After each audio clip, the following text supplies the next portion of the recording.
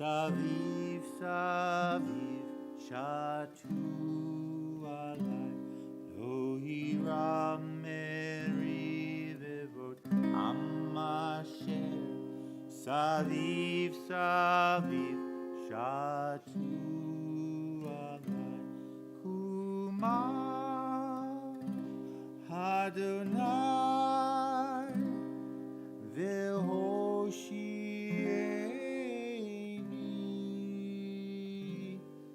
Kuma Adonai Vehoshieni,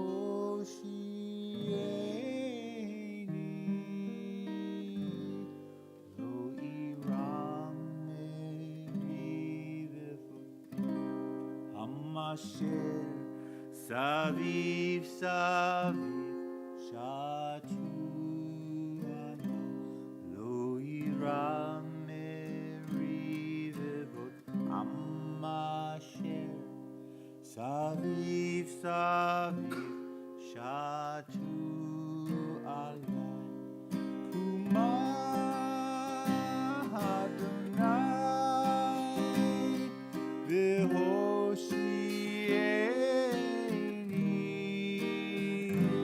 Kuma Adonai Vehoshieni,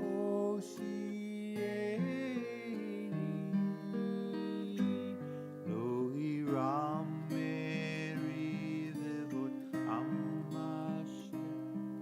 Saviv, Saviv, Shatu alai, Lo hiram merivevot am asher. Saviv, Saviv, Shatu alai.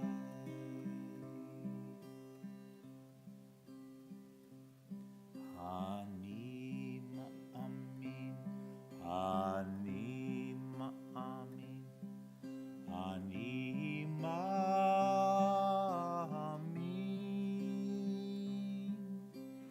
be'emunah shleima,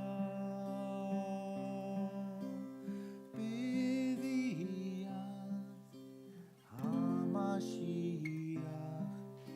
b'viat HaMashiach ani ma'amin, v'af al pi sheyitmameh, im kol zeh ani ma'amin.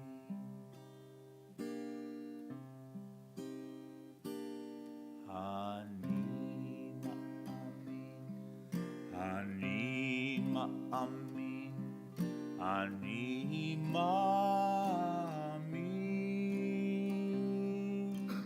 be'emunah shleima,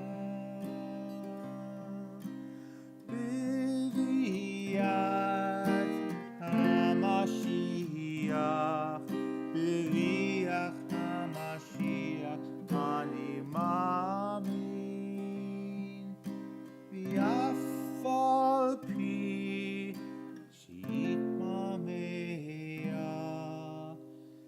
im kol zeh ani ma'amin.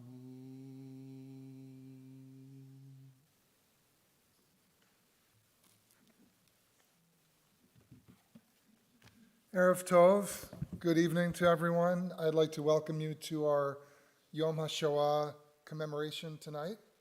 Yom HaShoah, Holocaust Memorial Day, was established in 1951 by the Knesset in Israel. And it occurs about 1 week after the end of Passover and 8 days before Yom HaAtzmaut, Israel Independence Day. And the creators of this holiday really wanted them to be interconnected in a way. The connection between the destruction of European Jewry and the rebirth of a Jewish nation in 1948. And I think that idea of seeing both the diaspora and Israel interconnected is one that is all the more important today as we soon will be celebrating Israel's 75th birthday. I think history has shown us we need a strong diaspora and we need a strong Israel. And now more than ever, we have to figure out how the two of us are going to relate to each other in a meaningful way during this very challenging time. I have a poem that I want to read before we light our candles representing the 6 million. And I designated 6 of you to light our candles. So when I'm done with the poem, if you would come up to the bima, I would appreciate it. This is from a poet I've read before named Alden Salovey, who is an American Jew who moved to Israel a number of years ago. A candle, a flame, a memory. God of generations, grant a perfect rest under your tabernacle of peace, under your Sukkot Shalom. To all the 6 million, to all those who died during the Shoah, who have left this life and this world, let their soul find comfort. Let their memory be a blessing. These candles are for healing, these flames for hope, calling forth our joys and sorrows, calling forth our hours and our days.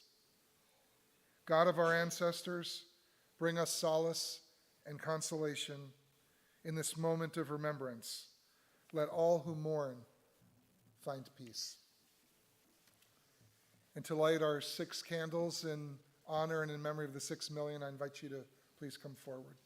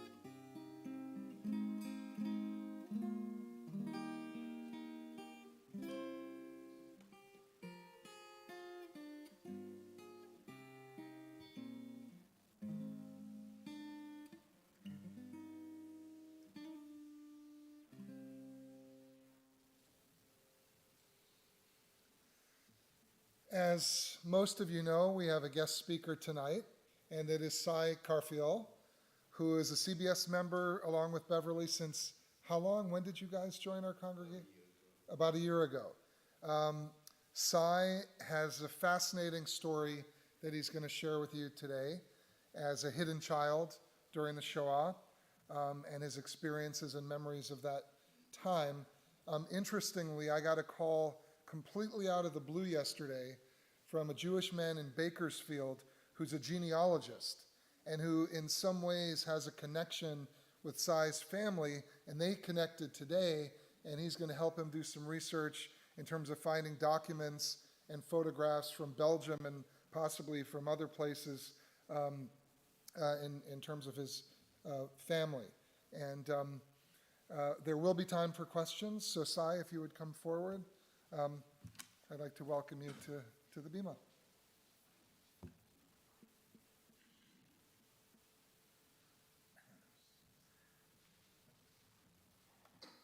Yeah, this was kind of interesting that today, this discussion with this man. I don't know him too well. He's in Bakersfield. But the problem I always had is I could never find anybody. And we come from Poland, and even though I was born in Belgium. And the four sisters of my father all were married. So all had a different name than Karfiol.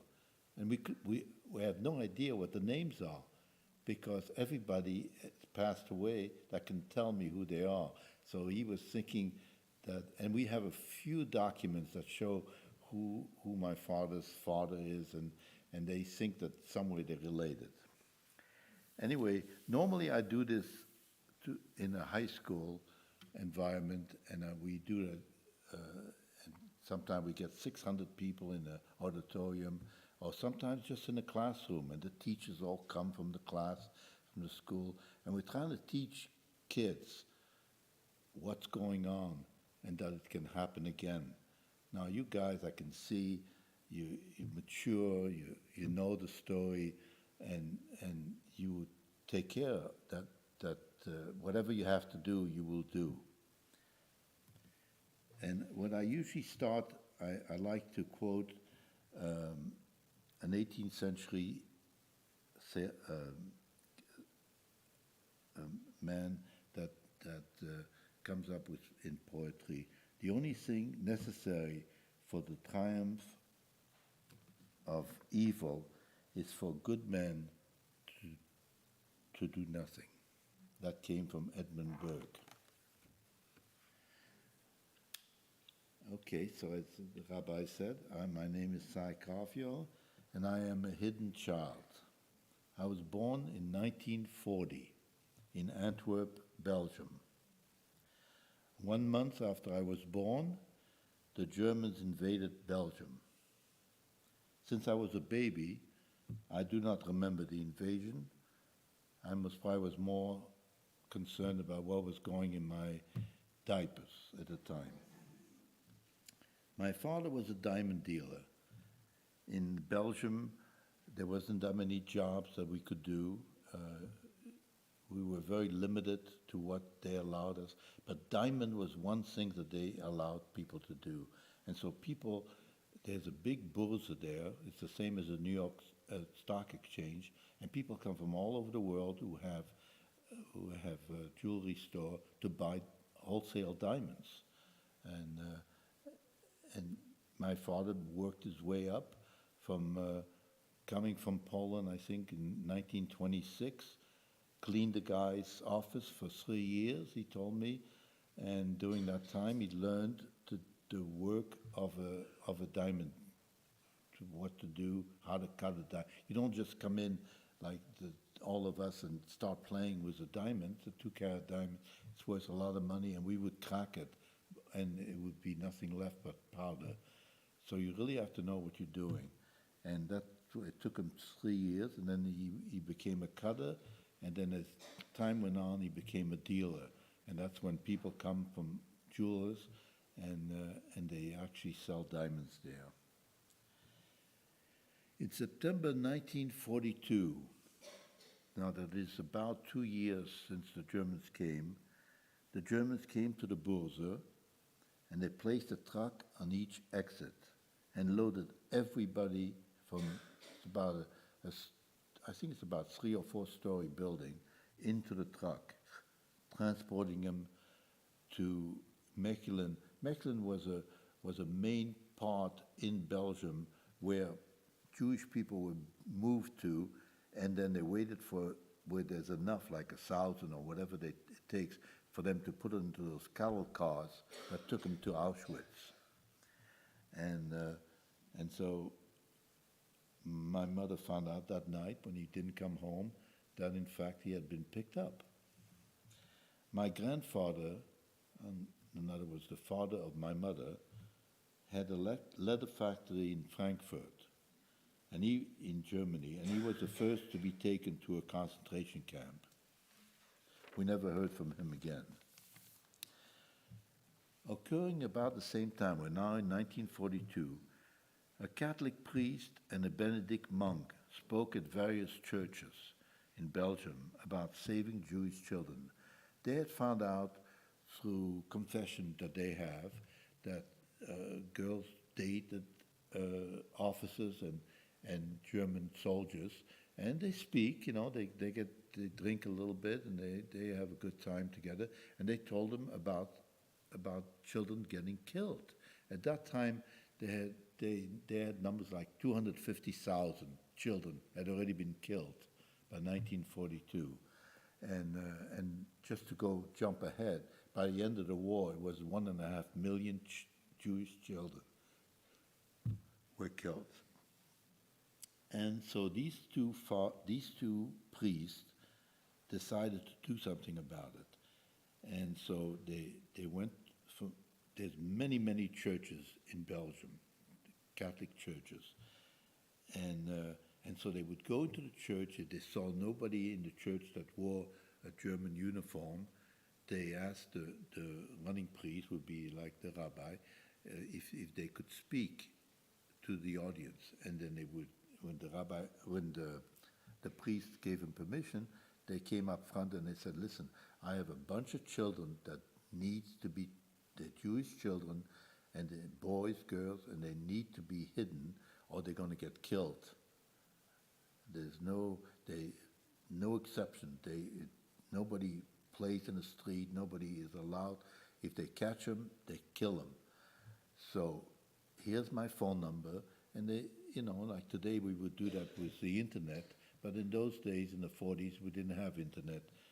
And so they showed them a phone number. You call me, and I'll make it happen. You tell me if you want a boy, you want a girl, you want 2 boys, 2 girls, or brothers and sisters. Whatever you want, I'll make it happen. One was called Father André. He was a Catholic priest, and he found hiding places in homes and churches. Father Bruno was a Benedict monk, yeah. Father André was the Catholic priest, and he found hiding places in monasteries and convents. And interesting enough, Jewish children ended up in these convents, and they killed everybody, all their parents, their brothers, sisters, uncles, and I wouldn't be surprised someday that there's a pope that turns out to be a Jewish child that stayed in the convent, that grew with them, that became a priest, and then moved up. Don't be surprised someday. We are all over. So both of these priests worked for the Jewish underground. My mother was scared to lose the children. She had lost now her husband, and many other husbands didn't show up in their home. So she called the Jewish underground, who got her in touch with Father Bruno, who was the priest who found churches. I was then placed with a Catholic family in a village close to Brussels in 1942. So I'm about 2 years old now, just a baby. I stayed with them for about 3 to 4 years. So they're really nice people, and you couldn't help. I mean, they didn't have children of their own, so I was the child, They had a big dog. I got to love the dog. and it was a very good relationship. So I attended a Catholic school, and the nuns who ran the school knew that I was Jewish. I mean, this was a small village on the side of Brussels. It was like Peyton Place. Everybody knew everybody else's business, and your child can't appear all at once. And you right away wonder, well, who is this child? You know, so they all knew I was Jewish. But thank God they never turned us in to the Germans, who were right there in the village.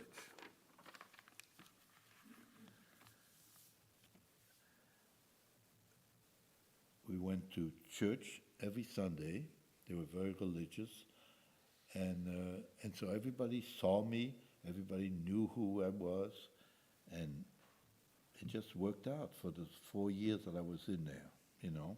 His job was running a tram. A tram, you know, is like a bus, only it's on rails with electric lines on the top. If you've been to Europe, you've seen them. They run all over the place. Well, he drove one of those. He was a blue-collar worker doing a decent job and making a decent money, because they did have that small house where I was hidden, and he did drive a car, which in the 40s was nice to have. I guess he was someplace like middle class or something like that. My mother, after the war, we found out that she had been killed. She came to visit, and I didn't know her. I really didn't. And my sister did. I had a sister. She was 9 years older than I was, so she knew what was going on. She was already a Jewish princess, you know. She was brought up in a home with a maid, and you know, he was a diamond dealer making good living. They had a nice big house. Didn't belong to my father. Belonged to the parents of my wife, of my mother. Sorry, and he owned, like I said, he owned a factory in Frankfurt, and he was making a nice living.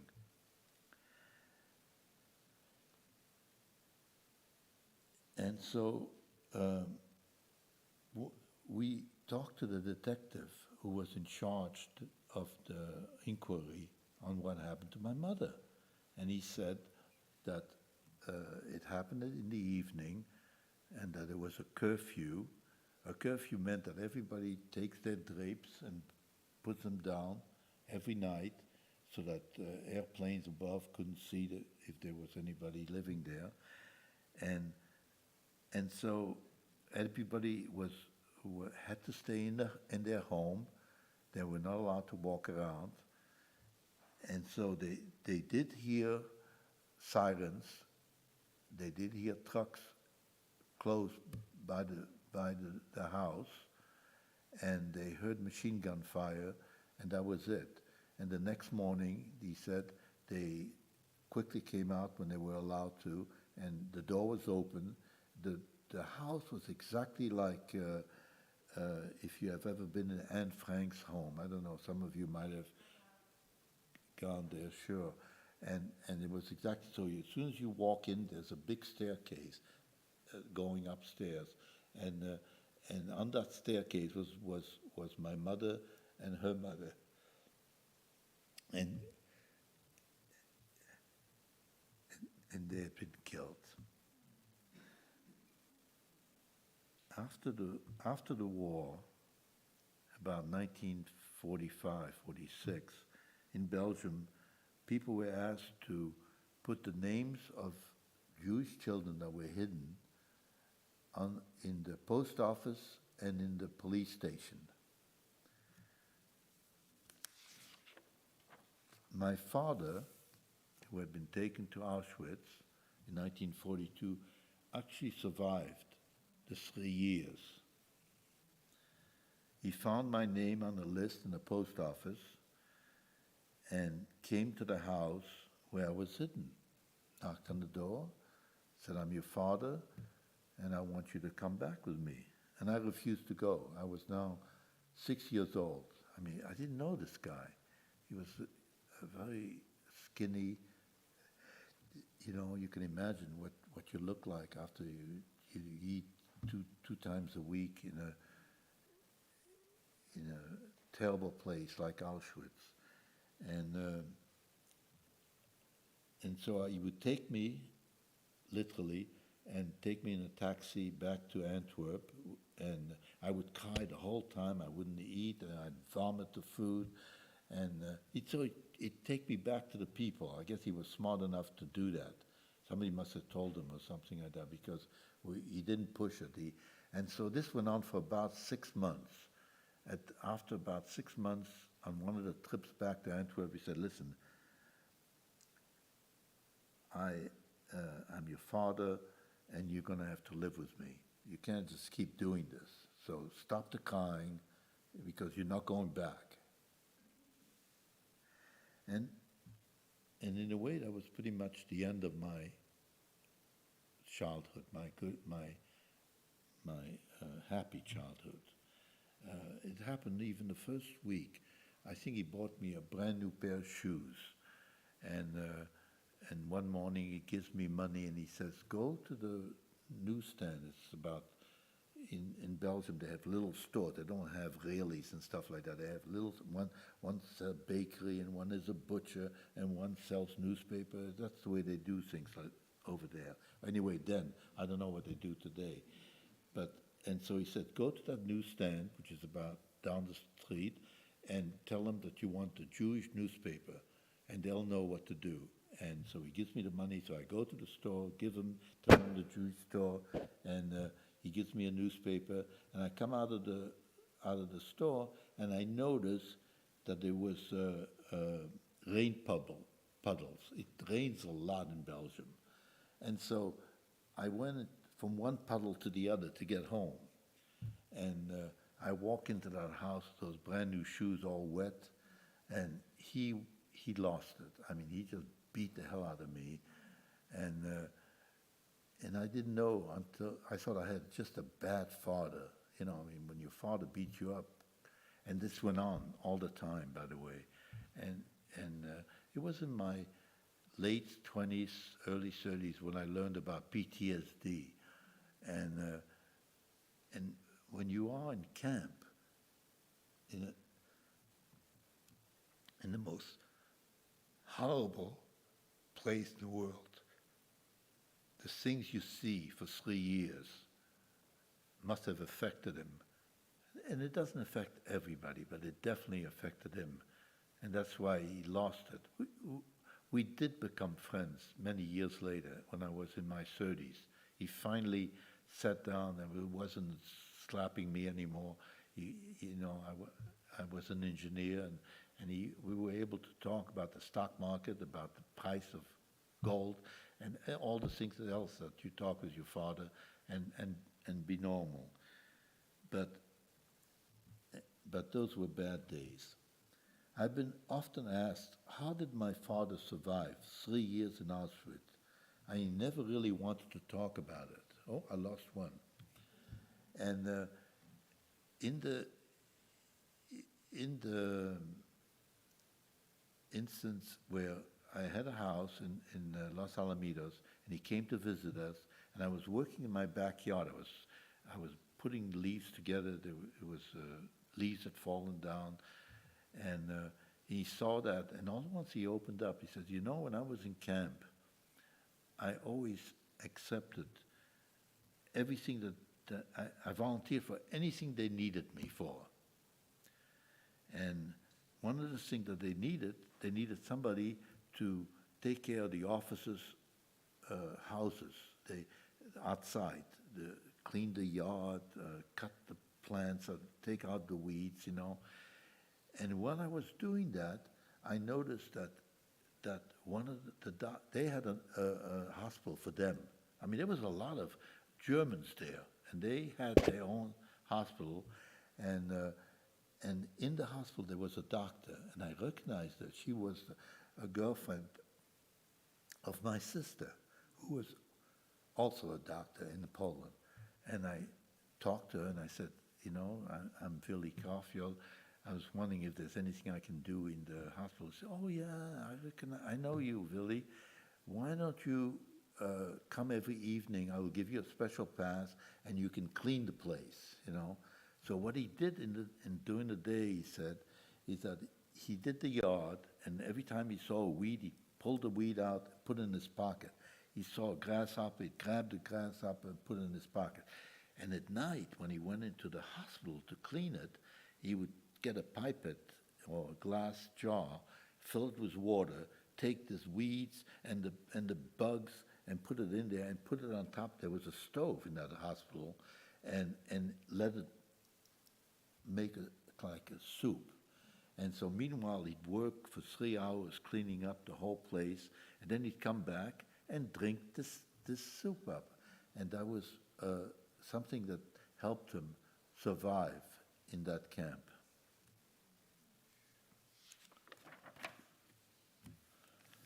The only other thing that I ever found out, and this, you really don't get much, they love to talk to themselves. I mean, when they go into a cafe, their friends, everybody had a number there. I mean, there was no exception.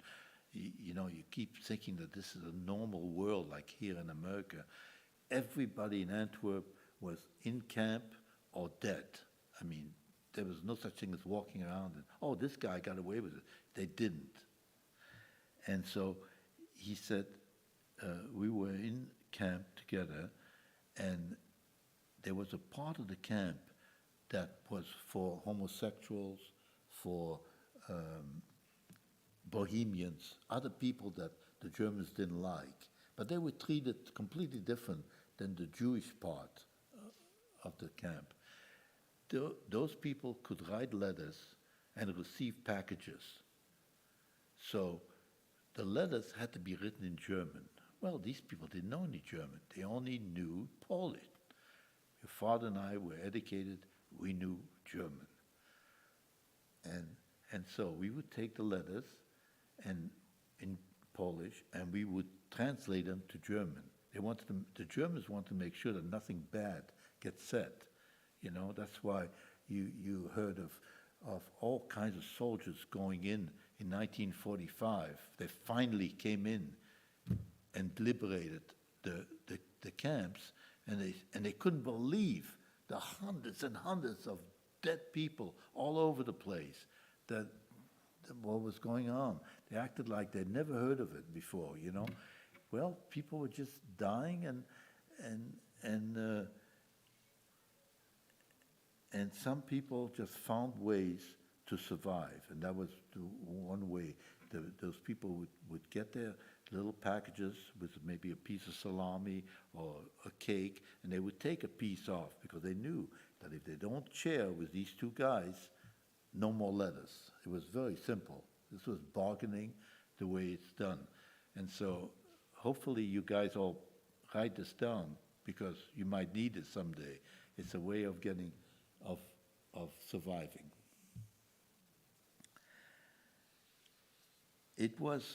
I was enrolled in a Jewish school. I mean, I came to this guy who was called my father, no mother in the house, and I was purely Catholic at the time. I mean, I'd been to church every Sunday. I didn't know anything about Jewish. And so he put me into what we call a cheder, which is a real Jewish place. It's just like you've heard of Catholic schools. I don't know, is everybody Jewish here or not Jewish? Nobody talks to me. Okay. Anyway, somebody put up their hand. Who knows for what? Anyway, we have the same thing as the Catholic school. In the morning they teach you the Hebrew, they teach you the Torah. I'm sure the rabbi went through that. To become a rabbi, you have to go through a school to learn everything about being Jewish, and you learn the Talmud, and so, depending upon which grade you're in, and you start off with the alphabet, you know, Aleph, Beis, Gimel, Dalet, Hey, Vav, Zayin, Ches, Tes, Yud. You do it over and over again until you really know it, you know. I don't know why I still remember that, but I do. And then you learn the numbers, Chat, Shtei, Shalosh, Chamei, Sheish. and so on and so forth. And I just gave a Seder to the people in where we're staying, and I was telling him that when we came, that was the beginning, and so in January then we went away for the Christmas holidays. You know, even Jewish people get off in the wintertime, and I guess it's a Hanukkah party. I don't know what they call it, but anyway, we come back in January, and on each desk there was the 4 questions that are asked as part of a Passover, and he looks at us and he says, "You see this Hebrew that I put in front of you? You're going to all memorize it." Well, there was 40 students in that class, all 7 years old, like 40 little monkeys. And we all started, everybody started, they didn't like this. Well, how are we going to learn this? It's impossible, And he said, give me a chance. And he was very smart, just like most teachers are. Each question took a week. So he started singing, the first, Manishtana Laila Ze. Anyway, I'm not going to sing, it's going to rain outside, but we spend the whole week, and then the second week, the second question, and then the third week, the third and the fourth. By January, but this is January, by March, we knew everything that you can think of in those 4 questions. We were screaming. He would come into class and say, "Okay, let's hear the 4 questions." And everybody would scream together, And he had done his job. He knew that these are kids who are a lot of them are going to be going to a Seder in April, which is now. And when they are the young ones. They are the ones who are going to be saying. And sure enough, it happened in my house too. They were cooking, they were doing things, and guests came over, and they set up the table. I didn't know what was going on. It just seemed like, wow, this is a great night. We're going to make a lot of good food. And he starts the Seder, my father, and then he looks up, and he says to me, "Did you learn the 4 questions? Why don't you give it to us?" And I stood up, and he didn't realize that I knew him by heart, that I'd been screaming it all this time. And I acted like I read them, and I read every one of them. And it was why the only time I've ever seen him smile, he actually was very proud of me, that I knew the 4 questions, which are so important as part of the Passover Seder. But anyway, I had a lot of trouble in Jewish school. The teacher talked about how God was good, how he made everybody, and I would constantly be putting up my hand and saying that I don't think he's good, or he wouldn't have allowed the Holocaust. And the teacher had a ruler sitting on his desk, and he would take that ruler, come to me, and hit me right here it really hurt me terribly. And I was just a little boy, 6, 7 years old by now, and so I learned very quickly not to say anything, because it was really painful. And one day, 1948, I'm now 8 years old. He comes to class with a big smile on his face. He takes off his raincoat, hangs it up, takes off his hat, puts it on, puts a little couple on, and says, "I got really good news." And I was always sitting in the back, like this lady over there, way in the back. And I was thinking to myself, "Oh my God, great, maybe he's got another job someplace else." But that wasn't it. He said, "We now have our own country. The UN just gave us Israel." And then he went on first talking about the countries that didn't vote for it. And then he went on saying about all the countries that did vote for it. Then I got excited, and I hit my hand. It was really a mistake. I didn't mean to do that. And everything got real quiet, and he looked at me, because I was not a good student in that class, as you Remember, I told you, I used to always make comments about his good God that he saw he had up there. And he looked at me and he says, well, what's the matter? He said, no. I said, I understand what happened. Oh, you do? He says to me, well, what do you understand? Oh, I said, I understand that God made the Holocaust. Well, he went crazy. He said, what? You are, why would you say something so stupid? You know, I want you to get up and explain it to the class. Why you would say, and I got up slowly, and meanwhile he backed up into the back of his desk where the ruler was. I knew what was coming. I was already crying, but what could I do? I made a mistake. I didn't mean to say anything.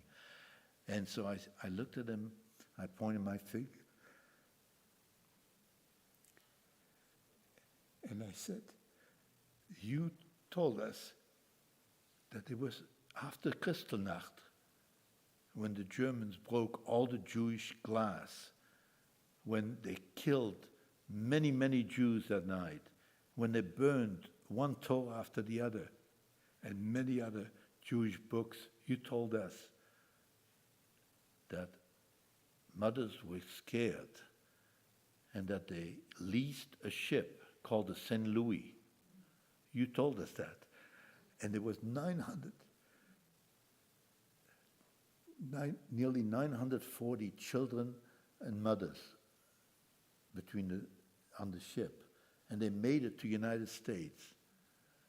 And when they asked, they begged, the captain begged President Roosevelt to let the children get off. He said no. And you told us that the ship then turned around and went back to Germany. Went back, and German ships were waiting for them and took them back to Germany and killed most of the people on that ship. So they didn't like us. They didn't want us. And then you told us, I said, that in Jerusalem, which was then called Palestine, it was owned by the English. And the English, when they saw Jewish people coming on with a ship, with a little canoe, try to make it into the land, they grabbed them and put them into a prison. And then you told us that a group of Jewish people decided to blow up the King David Hotel. And the English then decided to leave. They lost like 200 or 300 officers that night. I forgot exactly the number. And you told us that when they left, they took all their machine guns and heavy weapons and gave it to the Arabs to kill the Jews. And today, you came to class and you told us that these two, America and England, voted for us, and they didn't like us just a few years ago. This is only 1948. And so that's why I believe that God made the Holocaust. God wanted to shame them into voting for us. They knew, he knew that they would never vote for Jewish people if they didn't do something really bad. And when the whole war went on and they never helped us until 1945, they knew that they had failed the Jewish people badly.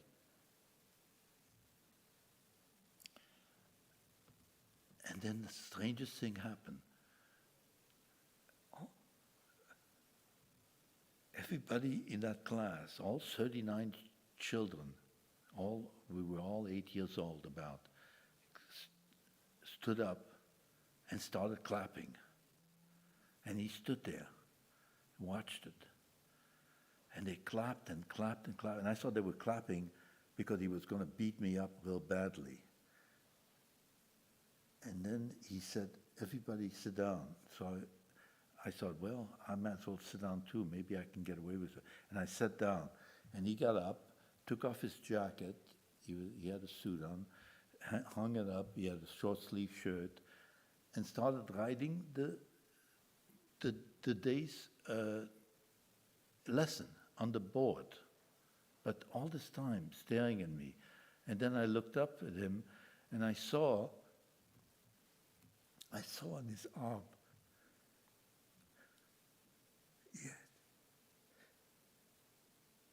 he had a number. He was also in a concentration camp. So maybe he didn't believe what I said. Maybe nobody believed what I said. But it somewhat resonated as maybe it makes sense. How did they vote for us when they didn't like us just 2 years ago? They not only didn't allow the St. Louis to get in, I understand it as 2 more ships came as the years went by, and they sent them home. They sent them away without taking them in. This big, beautiful country. And here we are today. This is most probably very appropriate that the rabbi invited me. He just sent us a note, an email at home, showing that, again, the bad people are starting to attack Jewish people. And it's every show that you see on TV shows that there's an enormous percentage of Jewish people being attacked in the United States, higher than it's been in a long, long time. A lot of it happened when they saw they were getting the okay from Trump to be able to do whatever they wanted to do. But I don't want to get into politics. I don't know where it came from. It's just, it's really bad.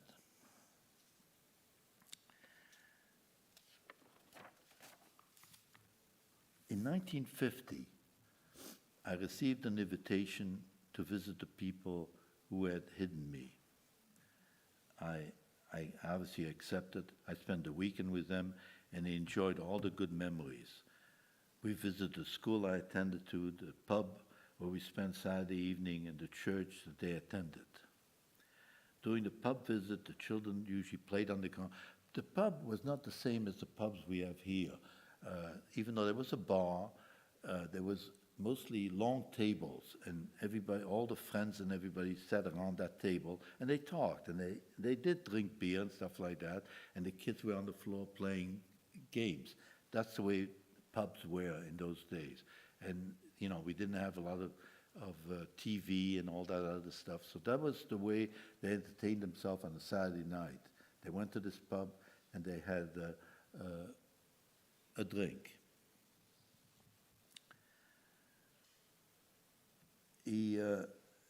On Sunday, he took me. Behind the house, there was a garden. In that garden, he had planted many, many vegetables, and many times that's what we ate. We didn't know any different. Sometimes it was just mashed potatoes with a piece of bread, and a lot of it came from that garden. But in the back of the garden there was a garage, and it wasn't used as a garage. It was a garage, but it wasn't used. And he asked me if I wanted to see the toys that I used to play with, and I said, "Oh, sure." And so we went past that garden where I used to play for hours and hours and run with the dog and all that. And in the back, sure enough, there was the garage. We went inside, and all my toys were there, especially my gun. My gun was a branch from a tree with a nail, which was the trigger. And at night, there was V2s that went overhead, and it went like, it's a big whistle sound. It flies over. I would grab my gun. I was on the second floor, open the window, and shoot at it, okay? And then if it got quiet, I figured that I hit it. And I got a marking. And it wasn't until I became an engineer many, many years later that I learned that the missile is sent from Germany, and then they're able to remotely shut off the engine, and so then it ballistically hit something. So it went. That's how it hit London randomly. There was in those days you didn't. Today they can pinpoint. They can hit you right where you are, but not in those days. It was just and so I always thought that I was getting them, and the man that lived there, he went along with me. Yeah, you got 2 more last night, so we were real proud of that. As I came out of the garage, I noted there was a family, a boy and a girl, we were a boy and a girl on our side, that were also hidden next door. And the boy was called Albert, and Albert said, "Hey Sylvain, viens ici." I couldn't believe it, that he was there. We had been such good friends together. And so there was an edge there, and we got real close, and we hugged and everything like that. And I said, "Wow, what a coincidence. You go visit you people the same time I visit mine." And his smile went away from his face, and he looked down, and he said, "No. I often listen for the knock on the door," he said. "Same as what you got, but nobody ever came. We researched it. We really looked all over, and we found that they killed my parents.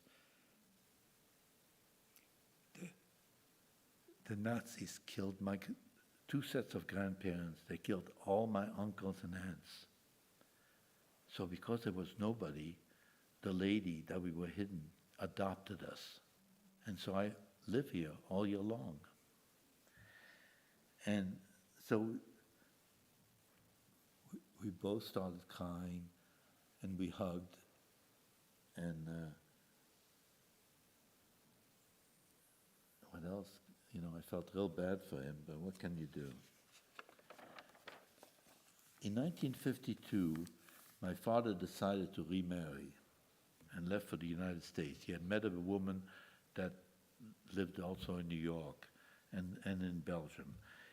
He placed me in a school, a boarding school, actually a Jewish boarding school in Switzerland, right by, I don't know if you've ever been to St. Moritz. It's a famous place for skiing. Well, right next door to it, there's a little village. I forgot the name right now. And in there, there's the school, and that's where I went for over a year while he was getting married, I guess, in the United States. I learned all about being Jewish there, because it was a Jewish school. It was actually a kosher place, so they had the meat side and they had the milk side, and I constantly grabbed something from the meat side and brought it to the milk side, and I got told not to do that. And it's for a little boy that was, I was actually bar mitzvah in that place, but I was still a little kid in my mind, But I learned to do it correctly, and it's not too bad once you get used to it. You learn that the milk side is, and if you have milk, you don't take the glass of milk and take it to the meat side. You do not do that. Anyway, I learned it. We all came in the United States in September of 1954. I went to high school in Manhattan. I learned English. I couldn't speak except for a few, the S word and the F word. Everybody knows the F word, naturally. And I knew that, but there was a lot of, in New York, there was a lot of Puerto Rican people who were in that class with me, and it was remedial English class, and the teacher taught us how to speak and how to hold our tongue, and we learned English. It was important. And so I then went to Fairleigh Dickinson University and graduated in 1961 with a degree in math and physics. I came to California the day after I graduated, and I worked in the aerospace business as a software engineer. I met my wife there on the Apollo. and we were married in 1964. And so this July we will celebrate our 59th anniversary. So thanks for listening to me and not falling asleep. So, is there any questions from anybody? Anyone have questions for Sai? I wasn't sure what to expect, Sai. I'm so grateful to you. What a powerful, poignant, and interesting journey you've had, and thank you for sharing so much about that particularly dark chapter in your life that you've obviously evolved from in a very positive way. Could I ask you a question? Yeah, but I want to hear from them. But I would like to ask you Okay. first a question. As a rabbi, what do you think of me saying that when I was 8 years old that I thought that God made the Holocaust? Do you think it was ridiculous? I don't think it was ridiculous. I don't think it was asinine. I think for an 8-year-old, who had gone through the experience you went through, I think to have that feeling, to have that opinion, is probably perfectly normal. Okay. I think there are lots of responses to why the Holocaust happened and what, if any, role God played in it, but that's not for tonight. Okay. Good enough. Questions, comments, anything for Sai? Carla and then Myrna? Yeah, I just wondered if you held on to any of those happy traditions that you learned growing up those years as a Catholic. No, not as a Catholic. I didn't. I became Jewish. My first Passover, I told you about it, and that was it. After that, I was so proud of doing it, and the Jewish school teach you just like they do in Catholic school. When they finish with you, you are Jewish. Let me tell you, they don't fool around. They know how to do. And Catholic schools do the same thing. You have Jesus, we have God. Doesn't matter. It's just that these teachers are very smart. They've been well taught how to take these little monkeys in your class and make men and women out of them. And so, once you become Jewish, you become Jewish. Any other questions? Myrna. Well, this is mostly a comment. I have been to a number of Holocaust commemorations in the past and have heard a number of survivors speak. And you are by far the most interesting storyteller. Your story is so deep and you tell it so well. I have to say that I have never heard a survivor tell such a compelling story in such an interesting way, so I wanted to thank you for that. Thank you.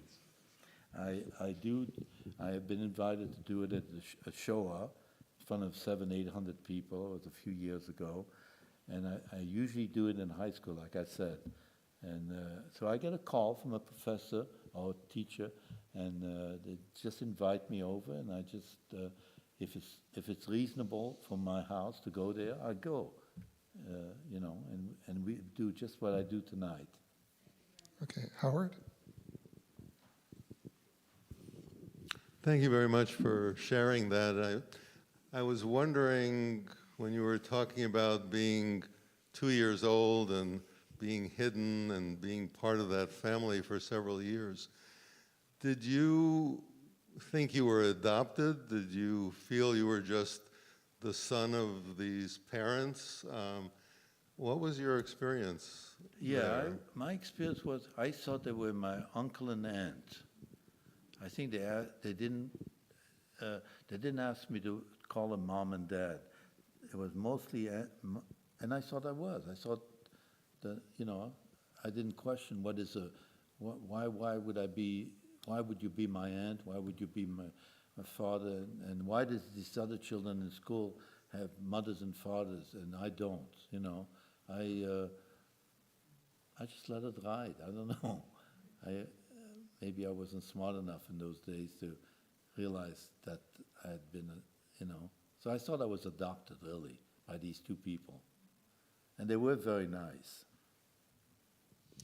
Any other questions or comments, Leslie?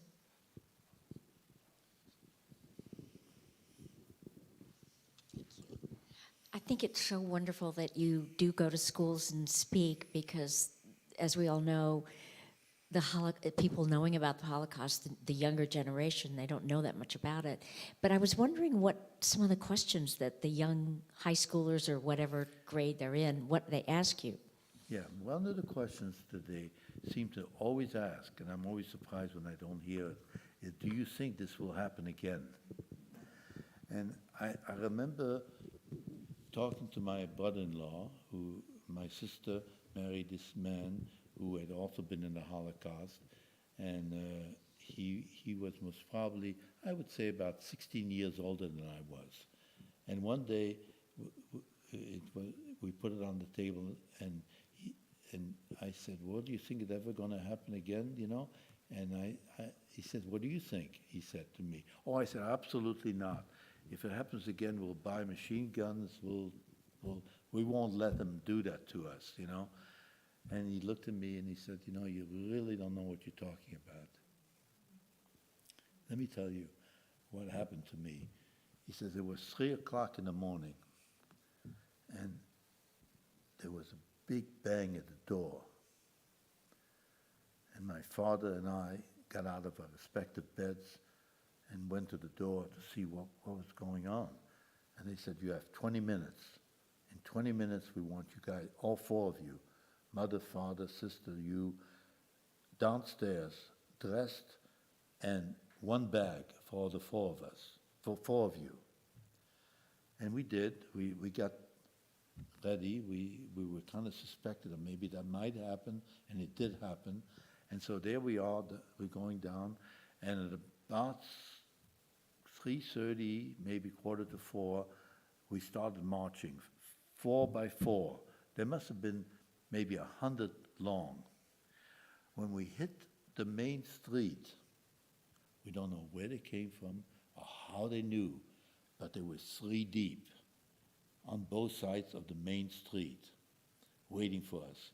And as we walked through the main street, they yelled at us, "Kill the Jews, kill those ugly people," and just spit at us and did all kinds of bad things. And we just kept walking. What else could we do? And then a child started crying just 2 rows in front of me. And the mother did try to, it was nearly 4 o'clock. It was very, very cold. This is Belgium. It was, in winter, it's absolutely freezing. And this child woke up, and it was just a baby. And the soldier said to her, "Keep him quiet." And the child was just screaming his head off, like a child can do. And she tried, he said, "I was watching," and it wouldn't stop.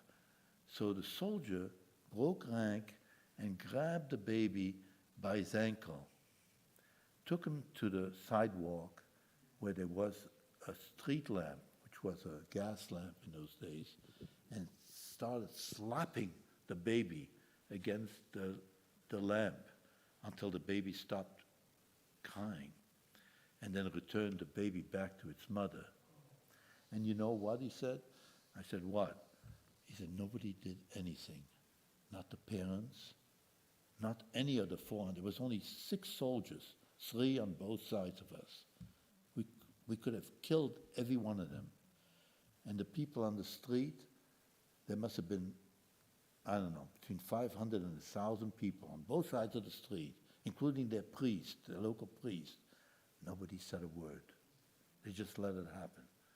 And so I believe that it'll happen again the same way. You can be a big mouse today because you're in the kitchen, but if you are there, you won't. So it's sad, but that's just, I never argued with him again. Sorry, thank you. I'm a little reluctant to end on a very dark note like that, but you're honest, if nothing else. And we are so grateful to you for sharing your life and your story and your journey with us. I look forward to getting to knowing you more in the months ahead. Sure. We're very grateful. We're going to close with the final. Yep. We're going to close with a final song and then rise at the end for Mourner's Kaddish.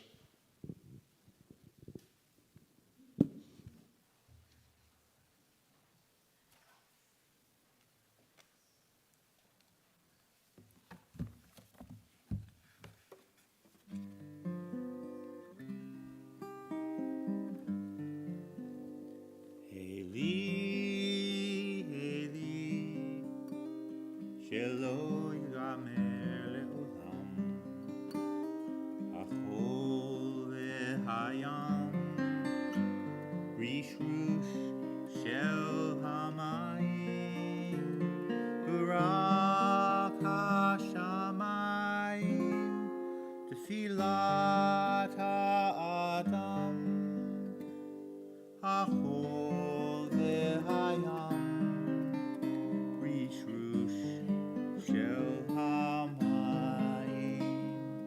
v'rak ha'shamayim Tfilat ha'adam.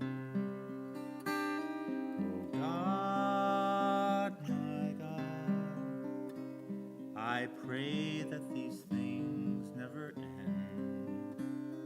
The sand and the sea, the rush of the waters, the crash of the heavens, the prayer of the heart, the sand and the sea, the rush of the waters, the crash of the heavens, the prayer of the heart.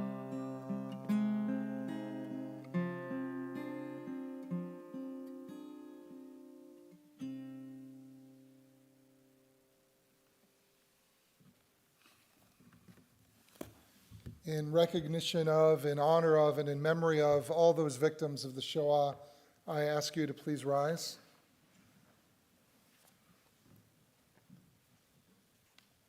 Yitgadal v'yitkadash shmei Rabbah be'alma divra chirotei v'yamlich malchutei v'chayechon v'yomechon uv'chayei dechol Beit Yisrael b'agala uv'izman kariv v'yimru amen. Yehi shmei Rabbah mevorach le'alam u'lalmei maya yitbarach v'yishtabach v'yitpa'ar v'yitromam v'yitnaseh v'yitadar v'yitalel v'yitalal shmei d'kudsha barichu le'ela min kol birchata v'shirata tushbechata v'nechemata damiran be'alma v'yimru amen. Yehi shlama Rabbah min shmaya v'chayim aleinu ve'al kol Yisrael v'yimru amen. Oseh shalom b'imromav hu yaseh shalom aleinu ve'al kol Yisrael v'yimru amen. May the source of peace grant peace to all those who are mourning and comfort to all those who are bereaved, and let us all say, Amen. This concludes our commemoration.